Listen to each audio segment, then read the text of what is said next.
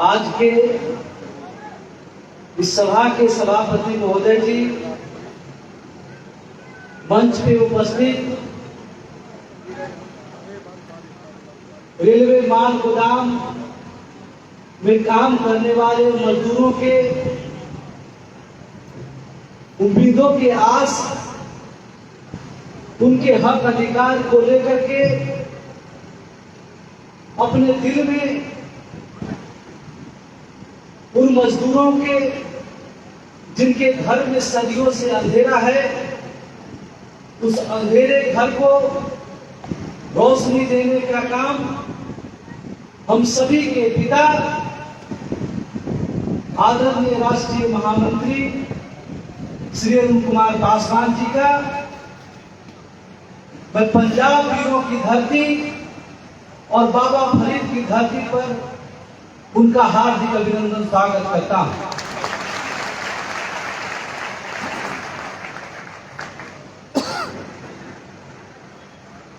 मंच पे उपस्थित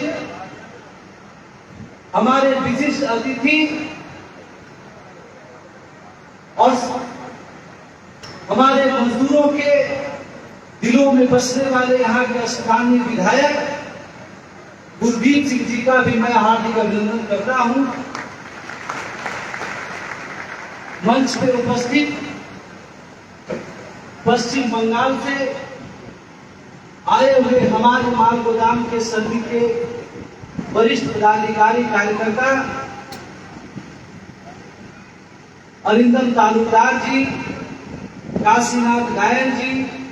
सानू कर्मकार जी, कंचन जी, पश्चिम असम प्रदेश से उपस्थित हमारी बहन सीमा मंत्री जी, धन डेका जी, रंजन पेगू जी, मुबारक जी, दिलीप भेरा जी, और आज जो ये कार्यक्रम हो रहा है पंजाब की धरती पर, पंजाब के माल गोदाम को संगठित कर आज सभी भाइयों को जो इकट्ठा किए हैं, हमारे तरसेन भार्गव जी, हमारे प्रवीण भार्गव जी, हमारे तरसेन जी, हमारे लाल सिंह प्रधान जी, बलविंदर जी, संजय कुमार गुप्ता जी, अरुण यादव जी, पाल सिंह जी, गुरपाल सिंह जी एवं तमाम पंजाब के अलग अलग रेलवे माल गोदाम से उपस्थित हमारे सभी सैनिक भाई और बहनों का मैं बाबा फरीद की धरती पर उनका हार्दिक अभिनंदन स्वागत करता हूं। साथियों, हम सभी के पिता आपके राष्ट्रीय महामंत्री जी ने 1998 में, क्योंकि ये इस संगठन बनाने से पहले एफसीआई के मजदूरों की लड़ाई लड़ते थे। जब एफसीआई के मजदूरों का हक अधिकार दिलाने का काम हुआ, उसके बाद इन्होंने देखा कि जिस तरह एफसीआई के मजदूर चाहे चावल की बोरी हो, गेहूं की बोरी हो, चीनी की बोरी हो, उसको लोड अनलोड करने का जिस तरह काम करते हैं, उससे भी महत्वपूर्ण काम रेलवे माल गोदाम के श्रमिक जो पूरे देश का सामान उठा करके प्रतिदिन लाखों टन माल देश के कोने कोने में पहुंचा करके, और हमारा रेलवे जो देश का लाइफलाइन कहा जाता है, उस लाइफलाइन का 1 रुपया में 70 पैसे की जो आमदनी होती है, वो हमारे रेलवे माल गोदाम श्रमिक के खून पसीने की कमाई से होने का है।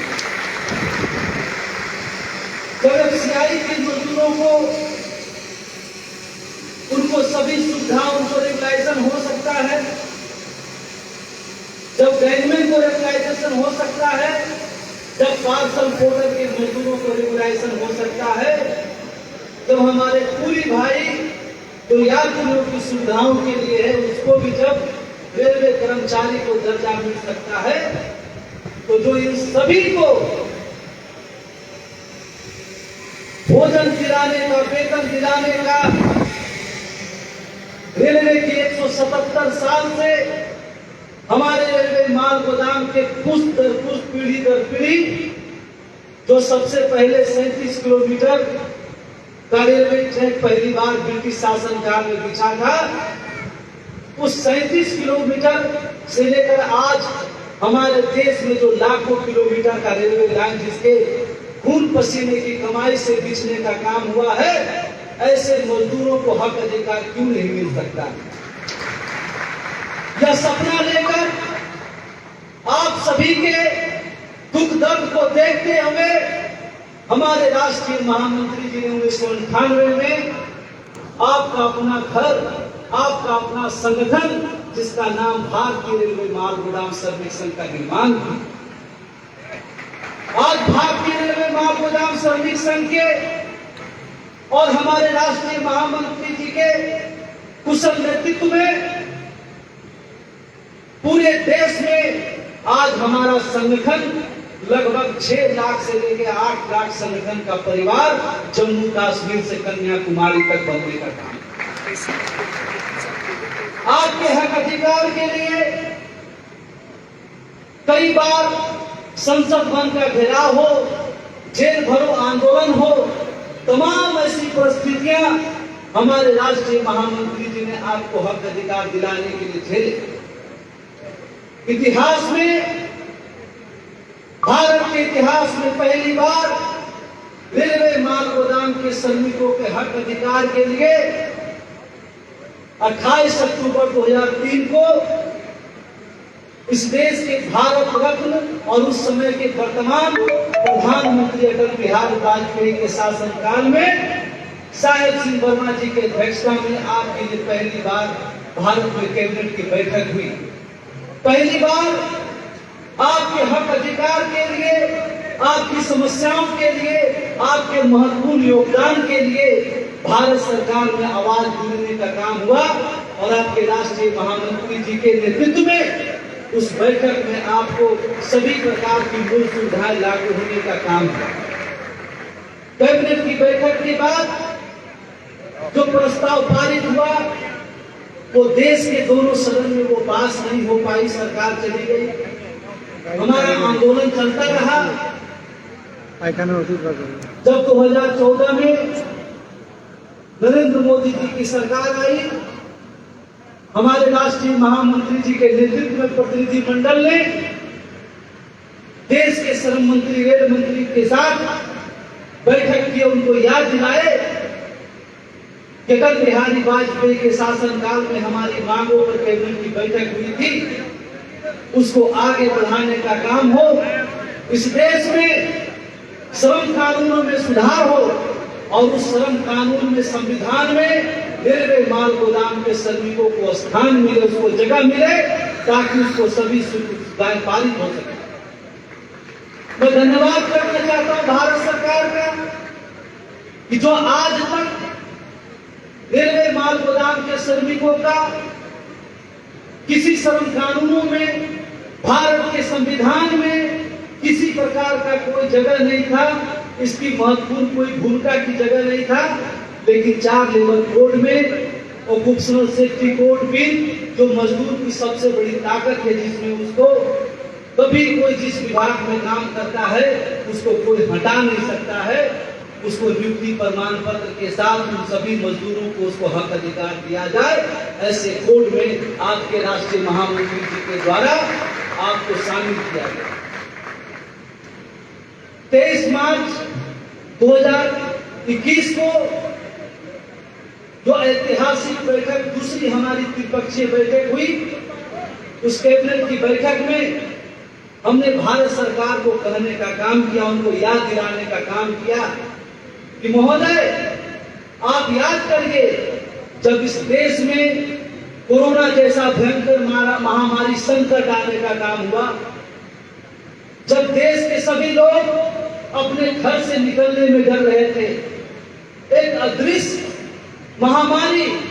कब किसको अपने चपेट में ले ले ये पूरा डर और भय का वातावरण का जिस समय माहौल था, पूरा देश में सड़क मार्ग, वायु मार्ग, रेल मार्ग, तमाम चीजें जब पूरी तरह से ठप हो गई, उस समय हमारे देश के प्रधानमंत्री जी ने आह्वान किए कि देश के हर एक नागरिक तक हम सभी राशन की सामग्री पहुंचाने का काम करेंगे। उस समय रेलवे माल गोदाम का हमारा श्रमिक अपनी जान और अपने परिवार की जान की परवाह किए बिना कहीं 500 की संख्या में, कहीं 2000 की संख्या में पूरे देश में उस लॉकडाउन में देश के कोने कोने तक हर नागरिक के घर तक अपने कंधे पर लोड अनलोड करके चावल, गेहूं, चूड़ी, तमाम चीजें जो देश के नागरिकों को घर तक पहुंचाने का काम किया। कोरोना से तो बाद में लोग मरते, अगर रेलवे माल गोदाम के श्रमिक अपनी जान की बाजी लगा करके इस देश के लिए समर्पण नहीं किया होता तो लोग भूख से मर जाने का काम है। आज जब ये ऐतिहासिक दिन हमारे बीच आया है, मैं आपसे मांग करता हूं कि उन सभी माल गोदाम के श्रमिक जो आजाद देश में भी गुलामी की जिंदगी जीने का काम कर रहे हैं, जिनका आज तक कोई पहचान नहीं है, उनको किसी प्रकार की सुविधा नहीं है, आज वो समय आया है महोदय, इन सभी रेलवे माल गोदाम के समाज के सबसे अंतिम पंक्ति में गुजर बसर करने वाले मजदूरों को उसको हक अधिकार देने का काम है। उस बैठक में हमने सबसे पहले आपके लिए पहली मांग रखी कि हमारा मजदूर जो है दुर्घटनाओं से भरा हुआ काम करता है। कभी सीमेंट की बोरी, खाद की बोरी,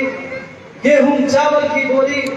उतारते समय उसके पैर पर गिर जाता है, उसका पैर टूट जाता है। उस अवस्था में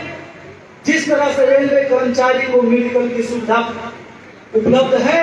उसी तरह से हमारे रेलवे माल गोदाम के श्रमिकों को भी मेडिकल सुविधा मिले। जब वो घायल हो जाए तो उनको 2.5 लाख रुपए की मुआवजा और मेडिकल का सुविधा मिले। जब वो काम करते समय शहीद हो जाए तो उनको 10 लाख रुपए की सुविधा मुआवजा मिले और उनके परिवार को उनके जगह पर स्थान मिले। हमने मांग किया कि एक तरफ हमारा जिस तरह से हम काम करते हैं उसी तरह से एफसीआई के मजदूर कूली भाई काम करते हैं, लेकिन हमारे माल गोदाम के श्रमिक को पंजाब में कहीं 1.5 रुपया, बिहार में 2 रुपया, अलग अलग जगहों पर अलग अलग मजदूरी की व्यवस्था है। तो मुझे समान काम समान वेतन के तहत जिस तरह से एफसीआई के मजदूरों को, पार्सल कुकर के मजदूरों को उनको वेतन और तमाम सुविधाएं मिलता है, वही सुविधा हमारे माल गोदाम के श्रमिकों को मिलना चाहिए। हमारे माल गोदाम के श्रमिकों की बच्चों की शिक्षा की व्यवस्था हो ताकि उनके बच्चे भी पढ़ लिख कर इस देश में डॉक्टर, इंजीनियर, IAS, IPS बनने का काम करें, उनको भी ये सभी सुविधाएं मिले। हमने मांग किया कि हमारे रेलवे माल गोदाम पर पलेटी की समुचित व्यवस्था की जाए, हाई मास्क लाइट की व्यवस्था की जाए। हर माल गोदाम पर हमारे मजदूर भाइयों के लिए बहुत कम मूल्य में कैंटीन की फैसिलिटी हो, हमारे मजदूर भाइयों के लिए शौचालय, नहाने की व्यवस्था, और जब वो थक जाएं तो उनके लिए बेहतर आरामगिरी की व्यवस्था हो। मैं धन्यवाद देना चाहता हूं उस समय के वर्तमान श्रम मंत्री श्री संतोष कुमार गंगवार जी का कि हमने उस बैठक में 14 मांग जो रखा, भारत सरकार ने आपके 14 मांग में से 14 मांग स्वीकृत करने का काम किया। साथियों, उसके बाद भारत सरकार ने निर्णय लिए कि देश में जितने असंगठित क्षेत्र में काम करने वाले मजदूर हैं उनका डाटा इकट्ठा हो, किस किस सेक्टर में किस तरह के कितने लोग मजदूर काम करते हैं, ताकि उन तक भारत सरकार सभी सुविधाएं उपलब्ध कराने का काम करे। रेलवे माल गोदाम के श्रमिकों के लिए किसी भी प्रकार की सुविधा उपलब्ध नहीं थी। उस बैठक में जब ये रजिस्ट्रेशन का काम शुरू हुआ तो हमने श्रम मंत्री महोदय और श्रम मंत्रालय के तमाम अधिकारी के साथ बैठक कर करके आपके लिए एक स्पेशल कोड जनरेट कराया और भारत के इतिहास में पहली बार श्रम मंत्रालय द्वारा जो आपको लेबर कार्ड मिला है उसमें आपको पहचान देने का काम किया कि ये रेलवे माल गोदाम के श्रमिक।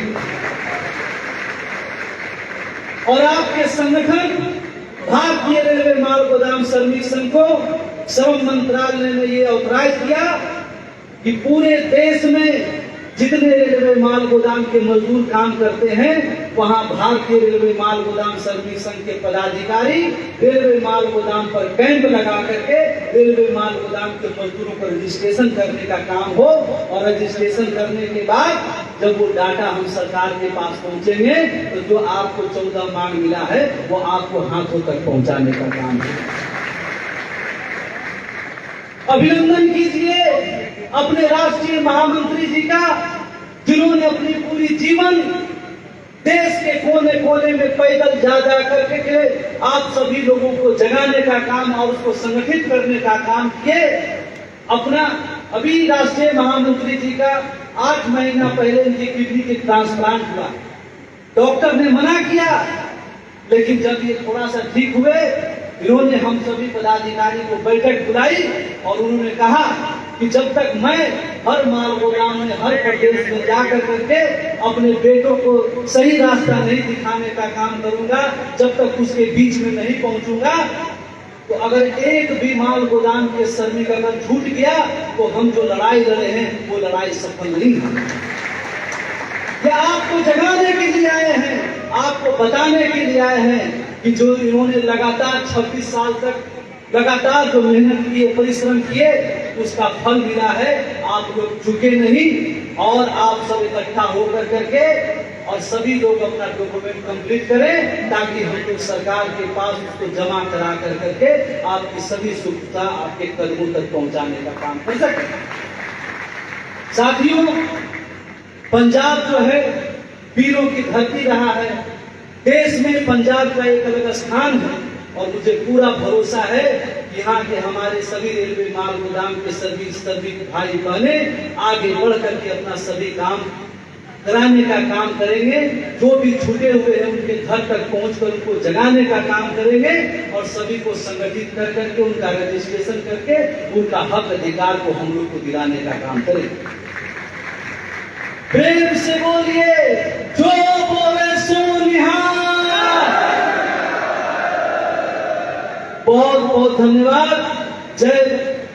भारत माता, जय श्रमिक संघ। मैं अपनी वाणी को विराम देता हूं और आगे की कार्रवाई के लिए अपने छोटे भाई परवीन को आमंत्रण देता हूं। धन्यवाद।